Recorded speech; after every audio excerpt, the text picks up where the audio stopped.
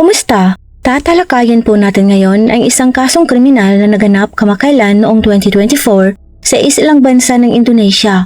Ang kaso ay umiikot kay Supriyanto, isang lalaking nakatira sa nayo ng Sitren, Silogohimo District, Wonogiri Regency, Central Java. Lumaki siya kasama ang kanyang mga magulang, ngunit dahil sa kahirapan sa pananalapi, napilitan siyang huminto sa middle school. Mula sa murang edad, nagtrabaho na siya sa iba't ibang trabahong manual labor sa kanyang nayon upang maghanap buhay. Ang kanyang trabaho ay hindi pare-pareho dahil lubos lang siyang umaasa sa mga pansamantalang alok sa trabaho. Kinukuha siya ng mga tao upang ayusin ang mga tumutulong bubong, ayusin ang mga bomba ng tubig, maglinis ng mga hardin at gumawa ng iba pang mga kakaibang trabaho. Anumang trabaho ay kanyang tinatanggap. Sa edad na 19 anyos, kahit napakabata pa, nagpasya si Supriyanto na magpakasal. Pagkatapos ng kasal, siya at ang kanyang asawa ay lumipat sa isang bahay na regalo ng kanyang mga magulang na nasa nayon pa rin ng Sitren. Nagpatuloy ang buhay nilang mag-asawa at kalaunan ay nagkaroon sila ng 2 anak. Habang lumalaki ang kanyang pamilya, lumalaki din ang mga gastusin sa bahay at doon nagsimulang lumabas ang mga problema sa pananalapi.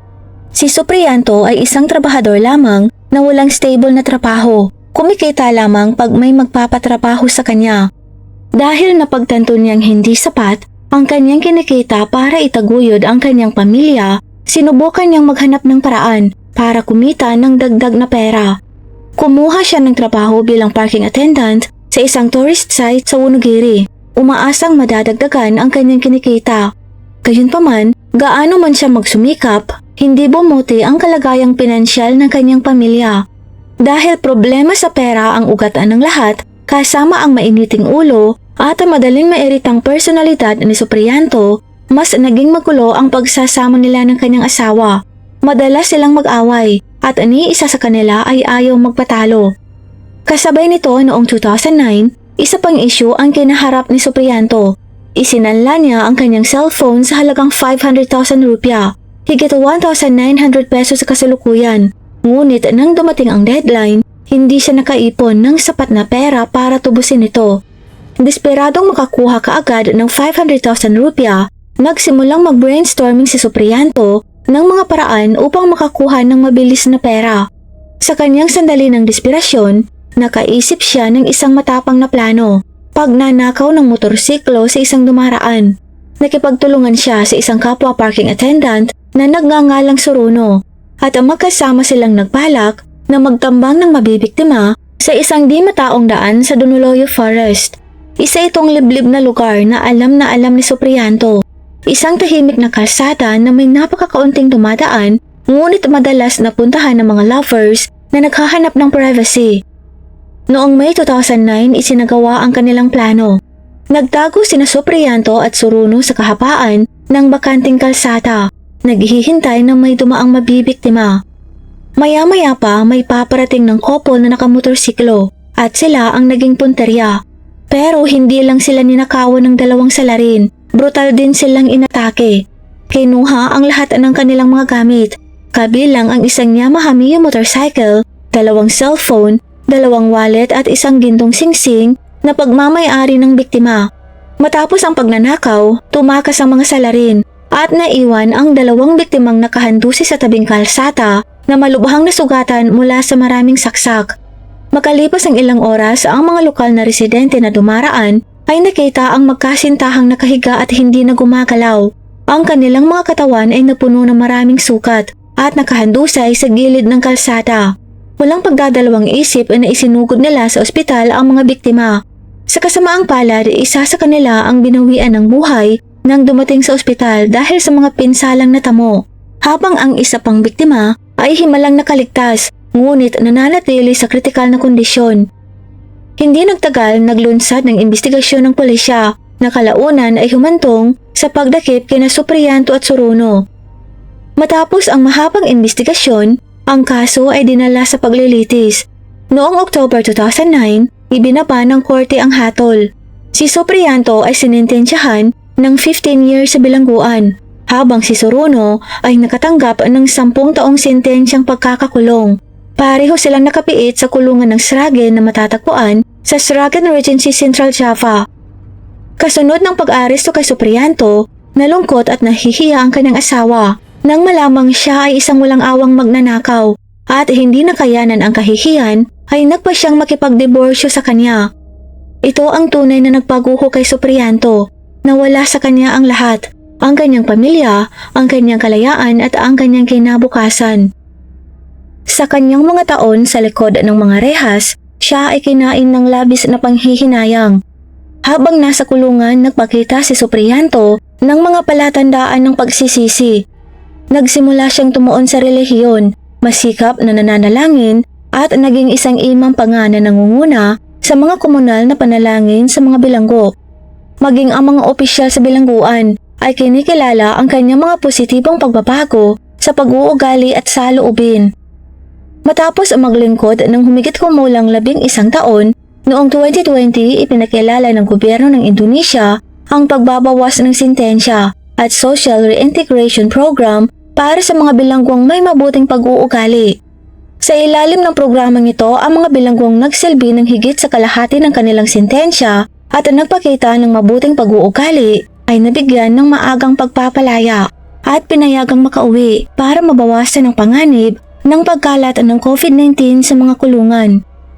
Dahil sa inisyatibang ito, si Suprianto na itinuring na na-rehabilitate at nakapagsilbi ng higit sa kalahati ng kanyang sentensya ay pinalaya noong 2020.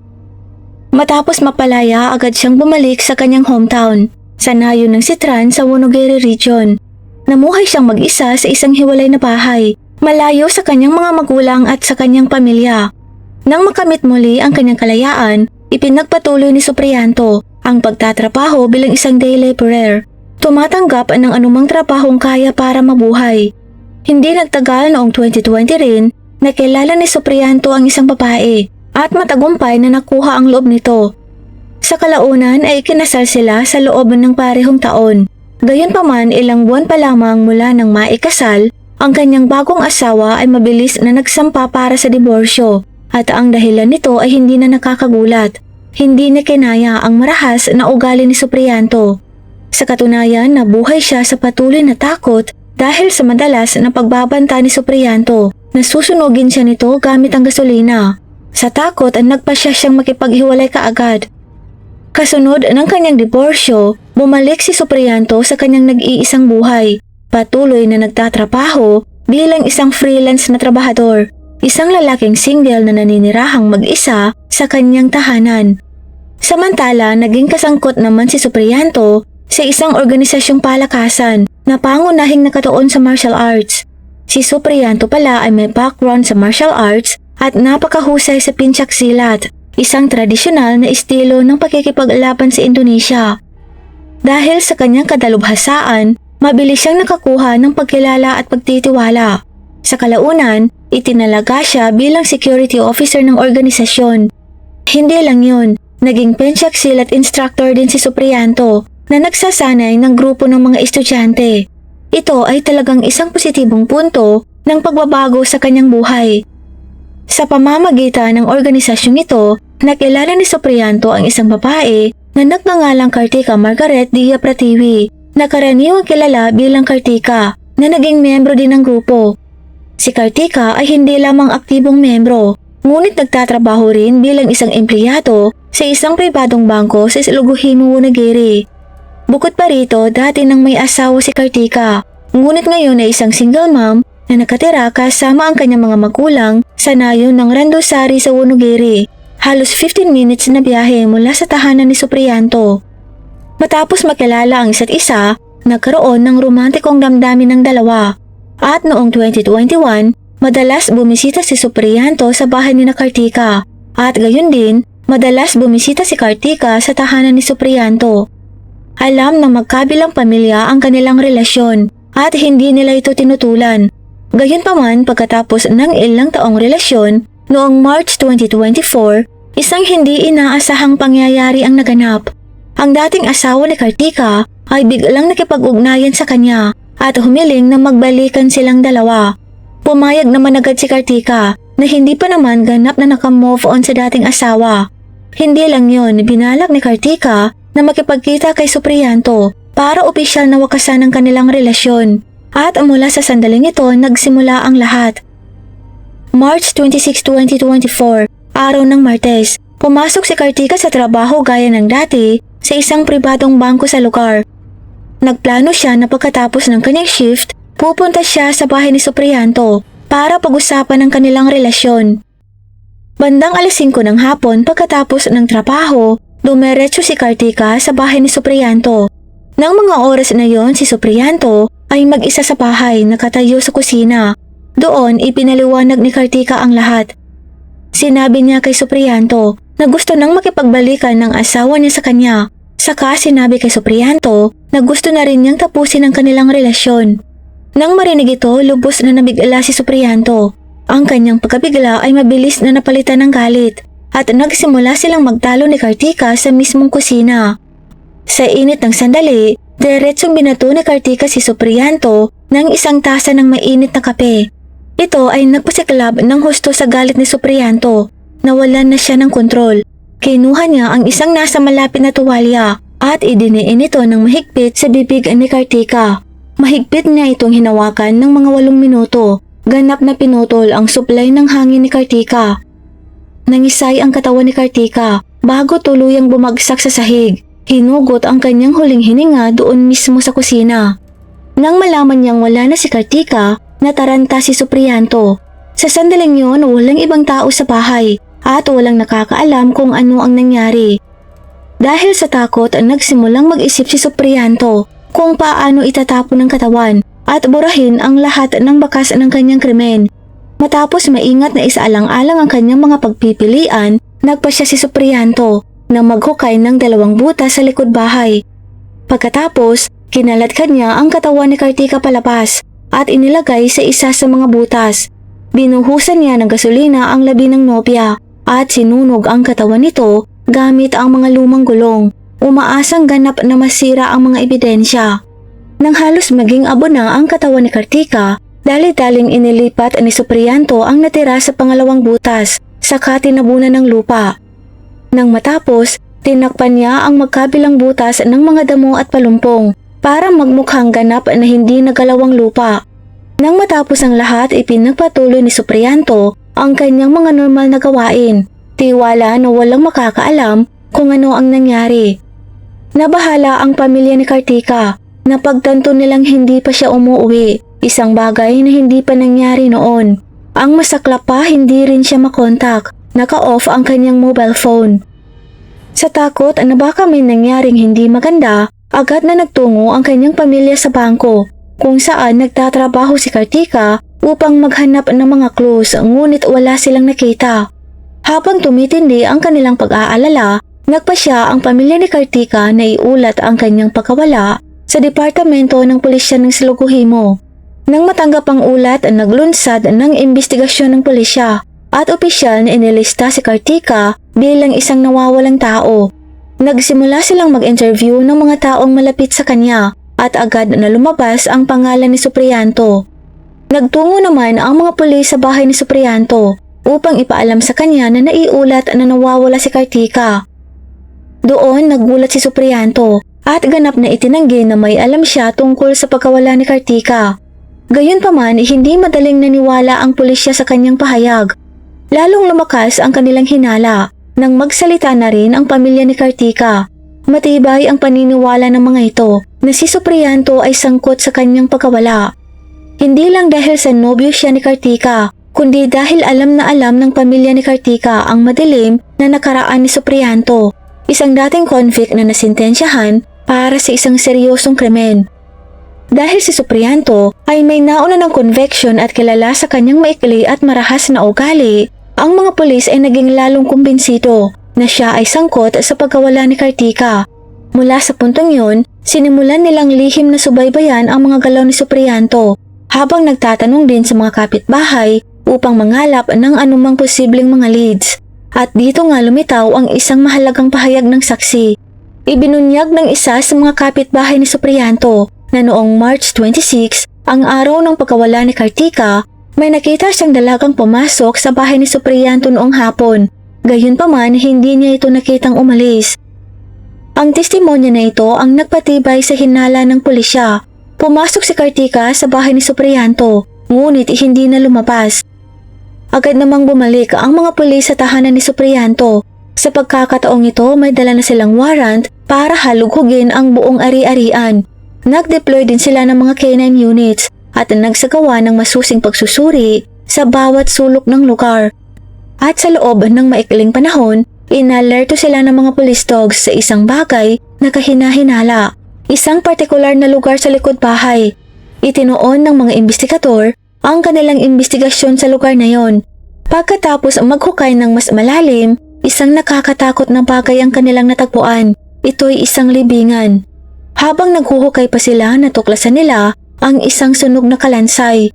Ang katawan ay ganap na nasunog, na walang naiwan kundi mga itim na buto. Sa malagim na pagtuklas na ito, agad na inaresto ng mga pulis si Suprianto. Ang mga labi ay dinala sa isang ospital para sa forensic examination, kung saan isinagawa ang DNA testing para kumpirmahin ang pagkakakilanlan nito. At pagkatapos ng masusing pagsusuri, malinaw ang mga resulta. Ang mga sunog na buto ay kay Kartika. Nawasak ang pamilya ni Kartika. Gumuho sa kalungkutan, hindi makapaniwala na tinapos si Kartika sa napakalupit na paraan. Walang pag-aaksaya ng panahon, inusisa ng mga pulis si Suprianto. At gaya ng dati, hindi maitatago magpakailanman ng katotohanan. Sa lahat ng ebidensyang nakasalansan laban sa kanya, walang paraan si Suprianto. Napilitan siyang aminin ng lahat. Opisyal siyang sinampahan ng pinagplanuhang pagtapos ng tao. Sa ilalim ng batas, maaari siyang maharap sa maksimum na sentensyang 15 taon sa bilangguan. Ang dahilan, hindi niya matanggap ang katotohanan na gustong makipag-ihiwalay sa kanya ni Kartika. Kaya sa sobrang galit, tinapos niya ito sa malagim na paraan. Gayunpaman, hindi pa natatapos ang hatol sa kanya dahil patuloy pa rin itong kaso. Umaasa ang marami, kabilang ang pamilya ni Kartika, na matanggap ni Suprianto ang pinakamabigat na parusang nararapat sa kanya. Dahil hindi lang siya basta tumapos ng tao, siya ay isang repeat offender at ang taong tulad niya ay lubhang mapanganib.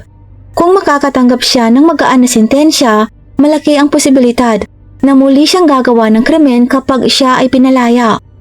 Ipinakita ng mga pag-aaral na ang mga indibidwal na nakagawa na ng pagtapos ng tao ay mas malamang na tumapos muli ng tao. Para sa kanila, ang pagtapos ng buhay ay hindi na isang nakakatakot na gawain. Ito ay isang bagay na nagawa na nila noon at magagawa nilang muli. Kaya naman ang mga indibidwal na tulad ni Suprianto ay dapat na tuluyang alisin sa lipunan. At higit sa lahat, ang kasong ito ay dapat magsilbing babala sa lahat. Kung mayroon kang kapareha na maikli ang pasensya, marahas o mapagkontrol, iwanan na siya kaagad dahil ang isang taong tulad nito ay higit na nakakatakot kaysa sa anumang multo o halimaw na maaaring maging sa paligid. Shoutout po kina Rosemary Oka, kay Jing Saponyam from Saudi Arabia, at kay Shinunaga Evelyn. At sa inyo pong lahat na nanonood, maraming salamat po. Sa muli, mag-ingat po tayong lahat. Paalam!